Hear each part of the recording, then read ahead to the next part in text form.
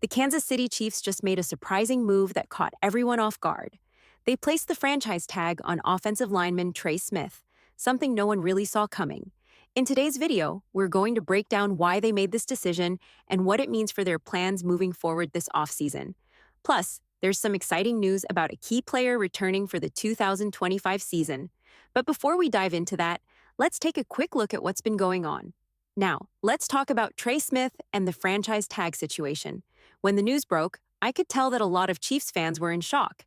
Many were asking, why are we tagging a right guard? We need a left tackle, not a guard. And honestly, when you look at how Patrick Mahomes has struggled without solid left tackle protection, it makes sense why some fans were confused. But bear with me for a second. I want to paint a clearer picture and give you a bit of optimism about why the Chiefs are doing this. Even though it might seem a little strange at first, when the news first came out, I even made a mistake on my live stream. I thought the Chiefs wouldn't be able to tag Trey Smith because they only had about $7 million in cap space, and the franchise tag for Smith would cost around $24 million. But here's the thing. The Chiefs can actually be over the cap right now. They just need to get under the cap before the new league year starts. So yes, the tag was officially placed on Trey Smith as of 4:30 p.m. on Friday, February 28th. What really shocked people, though, wasn't just the decision itself, but the timing. Even some of the most well-connected beat reporters, like Nate Taylor from The Athletic and Matt Derrick from Chiefs Digest, were surprised. Just like I did before, they also thought the Chiefs might let Smith walk into free agency, where he could potentially become the highest-paid guard in the NFL. If that had happened, Kansas City would have likely shifted its focus to finding a left tackle. But now, it looks like they've got a different plan in mind. Stick around as we break down what this means for the Chiefs and how it could impact the team's future moves this offseason. Finding a quality left tackle for Patrick Mahomes has become a real challenge for the Chiefs. The tricky part is not just finding someone, but being able to lock them into a long-term deal that makes sense financially. You see, most of the top left tackles that hit free agency are already in their 30s or have been dealing with injuries. The reality is, teams rarely let their franchise-caliber left tackles hit the open market. Instead, they franchise tag them and work on a long-term deal. That means Kansas City would have two options. Either trade for a player, like they did with Orlando Brown Jr. a few years ago, and we all know how that turned out, or take a chance on drafting someone early, or even better, developing a young guy over time. There's also Kingsley Suamataia, whom the Chiefs drafted last year, and while he's still a possibility down the line, I wouldn't expect him to be the starting left tackle this coming season. For good reason, Kansas City is not about to go into training camp with Suamataia as their hopeful starting left tackle. This franchise tag on Trey Smith actually gives us a bit of a clue about the Chiefs' plans. It seems they're not looking to make a huge splash in free agency for a left tackle, at least not yet. Now, there's always a possibility that they could be planning to tag Smith with the intent to trade him. Much like they did with L'Jarius Sneed last year, that would free up some cap space and bring in some valuable draft picks. However, based on reports, it doesn't look like that's the direction they're heading in. So, what does this mean for the Chiefs' left tackle spot? Well, unless Brett Veach decides to go all in on revamping the offensive line like he did after the Chiefs lost to the Buccaneers in Super Bowl 55, I imagine they'll focus on signing a veteran to a short-term deal. Someone like DJ Humphries could be a solid option. He'd have a full offseason to recover from his hamstring issues and be a year removed from his ACL tear, making him a viable choice. But even with a veteran like Humphries, the Chiefs would still likely need to address the position further in the draft. If Josh Simmons falls far enough, he could be the answer they're looking for. If they pull that off, they'll have their left tackle for the future. Let's hope that happens. There are also a couple of intriguing options in Josh Connolly Jr. and Arante Ursary, who could eventually develop into the Chiefs' left tackle of the future, if the coaching staff believes in their potential. The challenge here is that we haven't seen a ton of development from Andy Heck, the Chiefs' offensive line coach, at least in terms of tackling. While I'd love to see that trend change, it's a bit concerning. But even with those questions about development, it's clear that Kansas City has a clear strategy in mind. Secure the interior of the offensive line and keep it elite.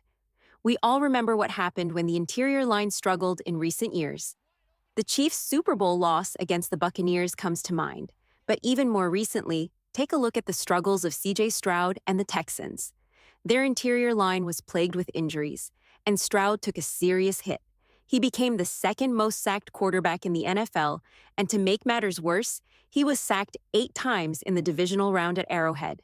While many fans blamed the refs, it was clear that poor offensive line play and special teams mishaps were a huge factor in that loss. This brings us to the Super Bowl, where the Chiefs faced some of the same problems. When the Eagles tried to neutralize Mahomes' quick passing game, forcing Joe Thuney to move out to left tackle, it exposed some weaknesses. Thuney is an elite left guard, but his play at left tackle was only slightly above average at best, and at times, even below average. That change also shuffled Mike Remmers to left guard, meaning the Chiefs went from an elite left guard to a less reliable one. The weak spots were evident, and this affected both the passing and running games.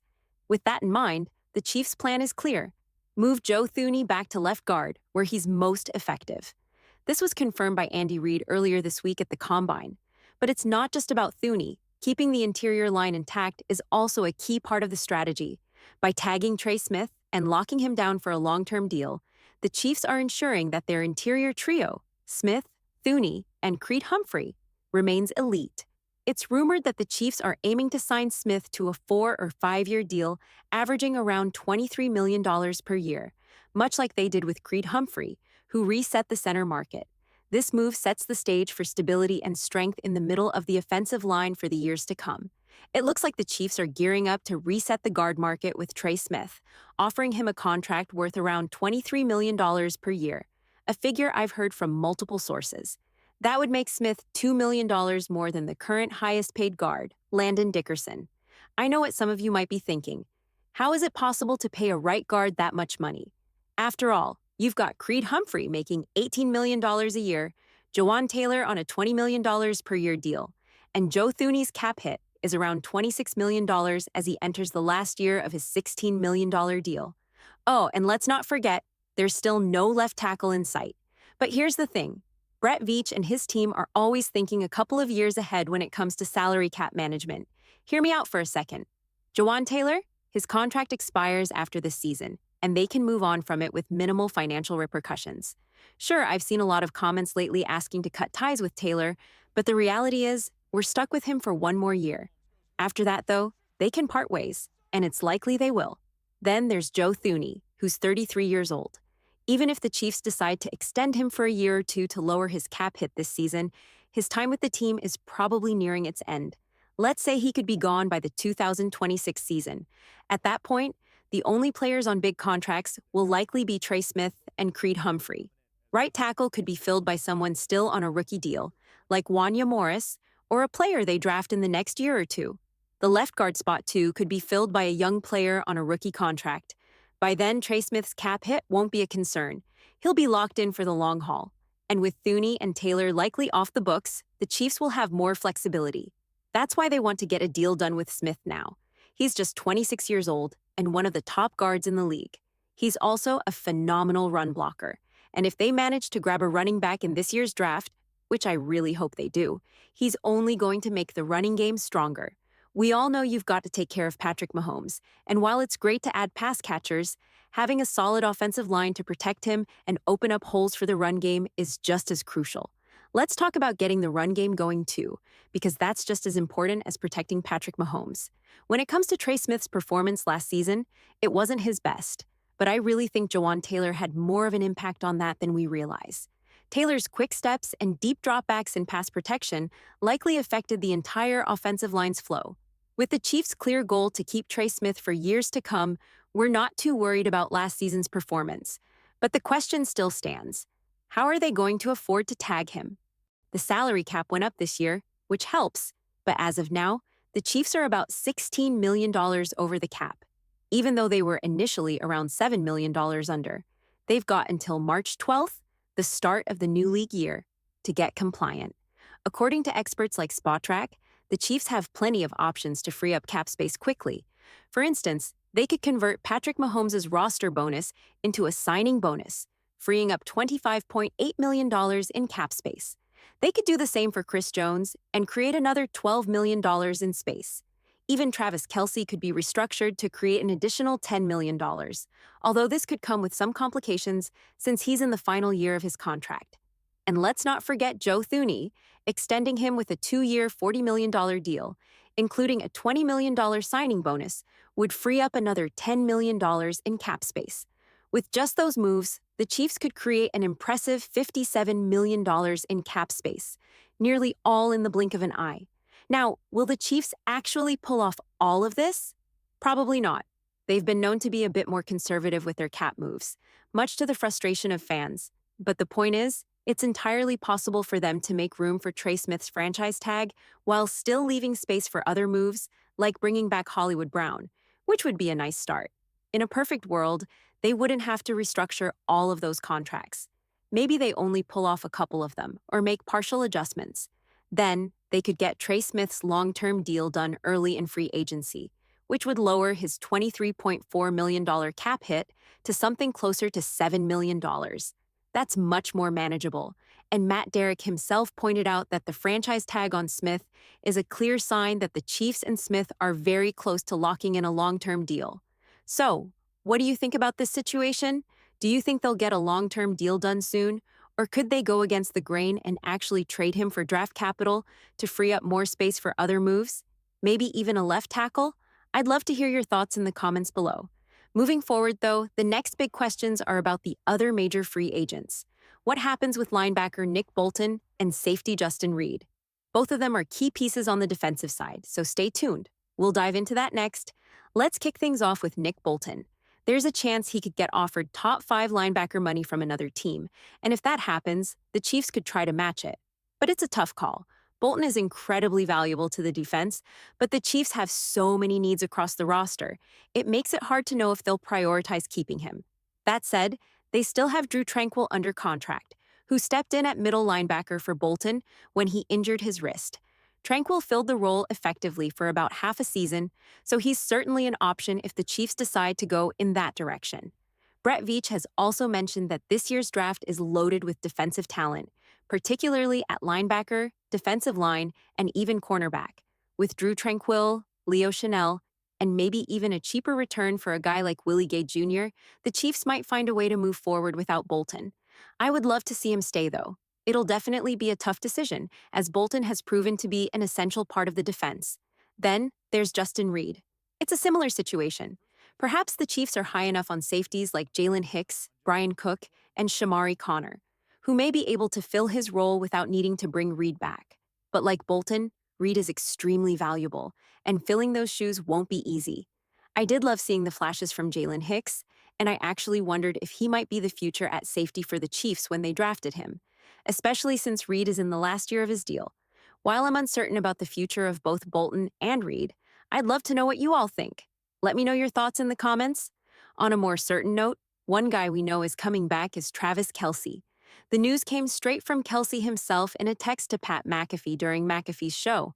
When asked if he was returning next season, Kelce replied, "My dog, I'm coming back for sure. Going to try to get into the best shape I've been in this offseason and get back to the mountaintop. Got a real bad taste in my mouth with how I played in that last game and how I got the guys ready for battle. I can't go out like that." Sounds pretty official, right? Kelce is gearing up for year 13. There's also an interesting side note about Kelce's Super Bowl performance. Brett Veach mentioned earlier this week that Kelce had been dealing with a significant illness leading up to the big game. He made it clear this wasn't an excuse, and Kelce himself never mentioned it, but it's worth noting. I don't think an illness-free Kelce would have necessarily changed the outcome of the Super Bowl, but it could explain why he seemed a little off in the second half. Either way, Travis Kelce is ready to return, and Patrick Mahomes is fired up about it too. He even posted a GIF from The Last Dance on Twitter. The Chiefs also shared a photo of Kelce with the caption, "Year 13. Let's go. Let's get pumped up." How can you not be excited about Travis Kelce coming back for another season? It's his final year on the contract, and while his cap hit is hefty at nearly $20 million, he's absolutely worth every penny. Kelce has been producing like a top wide receiver for years, yet still getting paid like a tight end. Because, well, technically that's what he is. The real question will be if the Chiefs decide to keep that cap hit or push some of it down the road with void years. Though, as we know, they're not huge fans of doing that. Either way, Kelce is back for year 13, and I'm all here for it. But as much as I love Kelce, it's time to start spreading the load a little more. He played over 80% of snaps last season, which is the most he's played in years, But at 36, he can't keep up that pace. It's crucial to bring in some additional pass-catching talent to take some of the pressure off him. Brett Veach has already hinted at trying to bring back Hollywood Brown. So imagine a receiving trio with Hollywood, Xavier Worthy, and Rashee Rice, once he's back from suspension. That's looking like some solid firepower for Patrick Mahomes. There's also hope in the tight end room with Noah Gray stepping up and rookie Jarek Y coming back after his ACL injury. If the offensive line stays strong and a new running back is added, please, for the love of football, let's make this happen. I like the Chiefs' chances of making another deep playoff run. So, what do you think of the Chiefs' plans before free agency kicks off around March 10th to 12th? Let me know your thoughts in the comments, and I'll catch you next time.